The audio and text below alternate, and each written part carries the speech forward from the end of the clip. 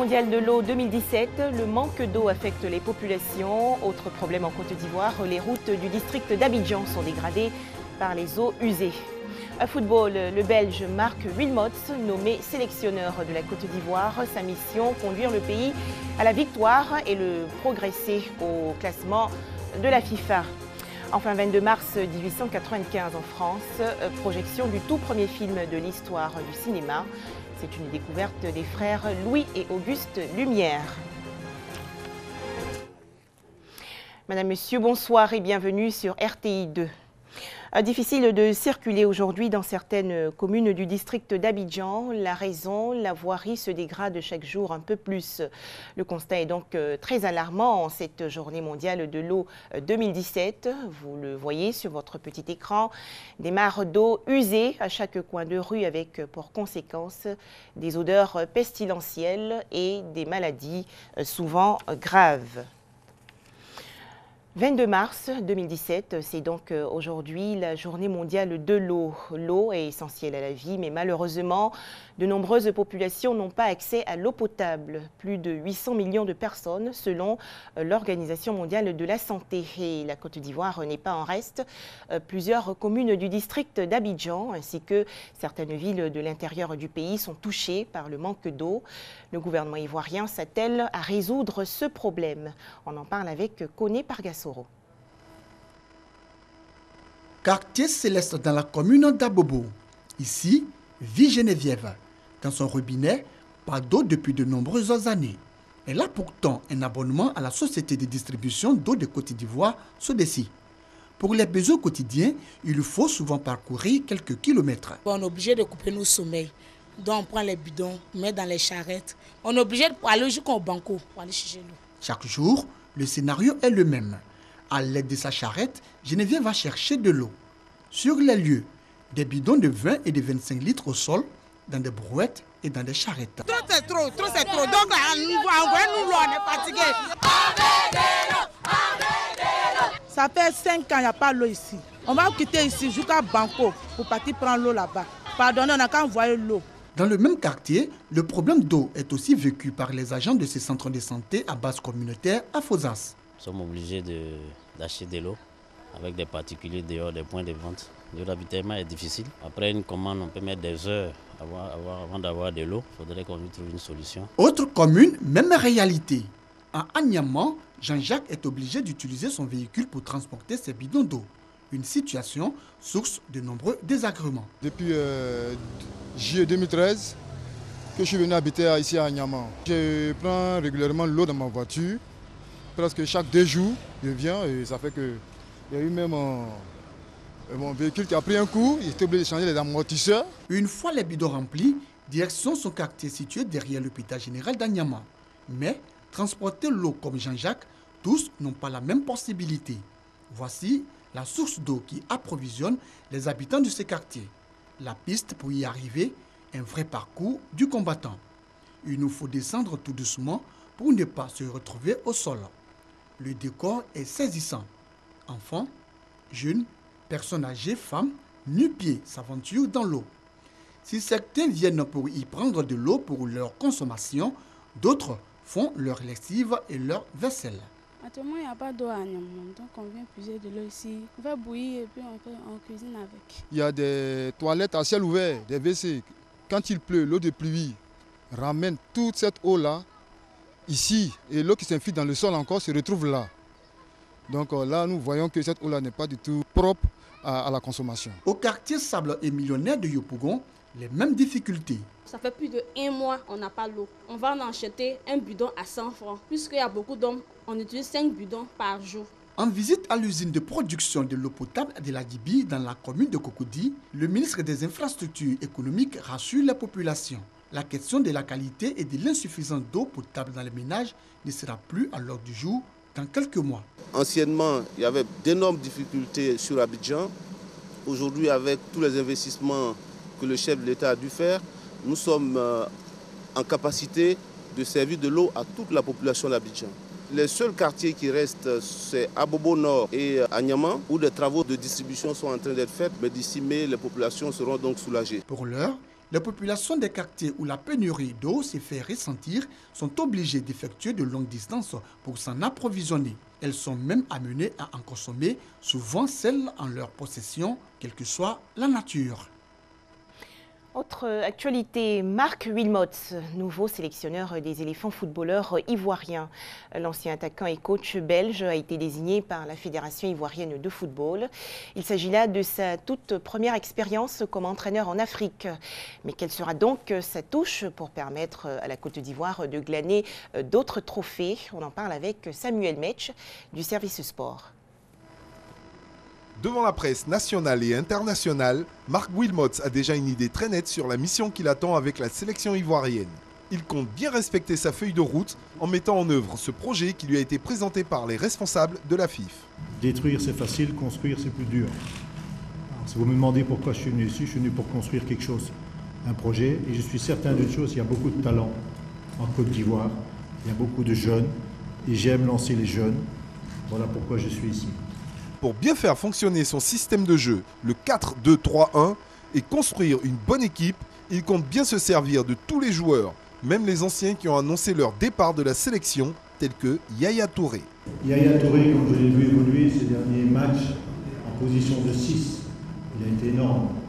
S'il est physiquement en ordre, ce qu'il montre maintenant à chaque match qu'il est physiquement en ordre, je vais aller le voir. Juste après la conférence, il a été reçu par le ministre des Sports et des Loisirs, qui lui a souhaité la bienvenue en Côte d'Ivoire et beaucoup de chance pour la mission à lui confier. Le gouvernement avait souhaité que nous puissions avoir un sélectionneur meneur d'hommes, un sélectionneur ayant une grande expérience des équipes nationales, un sélectionneur qui pouvait avoir une autorité sur les joueurs. Je voudrais donc souhaiter la bienvenue à M. Marc Wilmots. La discipline est son maître mot pour gagner. Jean-Pierre Bemba, jugé coupable de subornation de témoins. L'ex-milicien congolais a été condamné aujourd'hui à 1 an de prison par la Cour pénale internationale. Il a tenté d'obtenir un acquittement dans son procès pour crimes de guerre et crimes contre l'humanité. La Belgique rend hommage aujourd'hui aux victimes des attentats du 22 mars 2016. Une minute de silence a été observée à l'aéroport de Bruxelles, la capitale, en présence du roi Philippe et de la reine Mathilde. Les tueries du 22 mars 2016 avaient fait 32 morts et plus de 320 blessés. Blessures toujours vives 1 an après les attentats de Bruxelles. Les proches des victimes, eux, sont confrontés à la complexité de l'administration. Une association a même été créée par l'un d'entre eux pour les soutenir dans leur démarche. 22 mars 2016, la Belgique est à son tour frappée par le terrorisme, des attentats à l'aéroport et dans le métro de Bruxelles. 32 morts et plus de 300 blessés au total. La sœur de Philippe a été tuée à l'aéroport. Il a créé une association pour aider les victimes à démêler les problèmes administratifs qu'elles rencontrent depuis 1 an. Dans chaque instance, il fallait expliquer sa situation. On avait des fois vraiment l'impression, enfin beaucoup de victimes aussi, qu'il fallait pratiquement se mettre à genoux pour avoir une compensation minimum pour pouvoir continuer. Des compensations encore plus compliquées à obtenir pour les plus de 70 victimes étrangères. Nicolas de Lavalette, franco-américain, se bat avec les assurances qui tardent à indemniser sa fille de 18 ans, grièvement blessée à l'aéroport. Il a par ailleurs dû déménager pour trouver une maison adaptée, sans recevoir la moindre aide. J'aimerais qu'il vienne se placer en Belgique une structure qui prenne en charge les victimes de A à Z sans avoir à se battre pour tout, sans avoir à aller chercher des informations diverses à droite, à gauche. Je ne vis malheureusement pas encore une vie normale. Elle ne sera jamais la même. Parce que je pense que quand vous avez été blessé dans votre chair, tel que ma famille l'a été, ça sera toujours différent. Mais il faut que la vie reprenne. Ce médecin urgentiste a été l'un des premiers professionnels à pénétrer dans la station de métro de Malbec après les explosions. 1 an plus tard, il reste très marqué. Très peu de lumière, un feu rouge clignotant du métro et aucun bruit. Un autre point qui est très marquant aussi, c'est quand on arrive rue de la Loi, et qu'on prend en charge toutes ces victimes, c'est le regard de ces victimes. Ils ne sont plus avec nous, ils sont dans un autre monde. Et ça, ce regard-là est vraiment aussi très, très impressionnant et reste vraiment profondément ancré. Toute la Belgique rendra hommage aux victimes le 22 mars, jour du premier anniversaire des attentats. Une minute de silence sera observée à l'aéroport de Bruxelles et à la station de Malbeek, en présence du couple royal. Et tandis que la Belgique commémore aujourd'hui les attentats de Bruxelles, la Grande-Bretagne, elle, est secouée par une double attaque. De fortes détonations ont été entendues aux abords du Parlement à Londres. 2 personnes auraient été atteintes par des tirs et au moins 10 blessés sur le pont de Westminster. L'assaillant présumé a été abattu par la police qui évoque dorénavant un attentat terroriste. Enfin, il y a 22 ans, les frères Louis et Auguste Lumière, pionniers de la photographie et du cinéma, présentaient leur tout premier film à un parterre d'éminents scientifiques. C'était précisément le 22 mars 1895 à Paris, en France. Il s'agissait d'un petit film d'1 minute, tourné 3 jours plus tôt. Le premier film donc de l'histoire du cinéma s'intitulait « La sortie des ouvrières de l'usine Lumière ». Les explications de Franck Quadio. 22 mars 1895, première séance de cinéma. Les frères Lumière se donnent un spectacle. Le 22 mars 1895, lui et Auguste Lumière donnent une première séance de cinéma devant la Société d'encouragement à l'industrie nationale à Paris 44, rue de Rennes. Les 2 inventeurs au nom prédestiné présentent aux éminents scientifiques un petit film d'1 minute. La sortie des ouvrières de l'usine Lumière. Il a été tourné 3 jours plus tôt avec un appareil breveté le mois précédent. Des inventeurs sceptiques, le succès des frères Lumière est d'abord celui de leur père, Antoine, un photographe qui a ouvert à Lyon une usine destinée à la fabrication de plaques sur verre pour la photographie. En septembre 1894, il assiste à Paris à une démonstration du kinétoscope de Thomas Edison. Enthousiasmé, l'industriel lyonnais invite ses fils, lui et Auguste, à travailler à leur tour sur les images animées. Le 13 janvier 1895 est déposé le brevet du cinématographe. L'invention restitue l'impression de mouvement à partir d'un film perforé que fait défiler un opérateur à la vitesse de 18 images par seconde.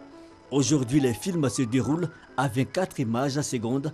Cette différence explique le caractère saccadé des films Lumière lorsqu'ils se déroulent sur des appareils de projection moderne. Lui effectue le premier tournage le 19 mars 1895. C'est la fameuse sortie de l'usine. 3 jours plus tard, le film est projeté à Paris. D'autres séances vont se succéder devant un public d'invités, de photographes et de scientifiques. Les frères Lumière voient dans le cinéma une curiosité scientifique sans plus. Ils vont l'exploiter comme une attraction de foire. Parlons des origines du cinéma pour finir. Le cinéma naît à la fin du XXe siècle. Si l'animation remonte au moins au XVIIe siècle avec la lanterne magique, il faut attendre 1891 pour voir apparaître le premier brevet portant sur l'animation d'images photographiques et la fabrication réussie d'une première caméra argentique. Le spectacle collectif qui pourra en être fait remonte, lui, à quelques années plus tard. Voilà, merci de votre attention. On se retrouve demain jeudi avec beaucoup de plaisir.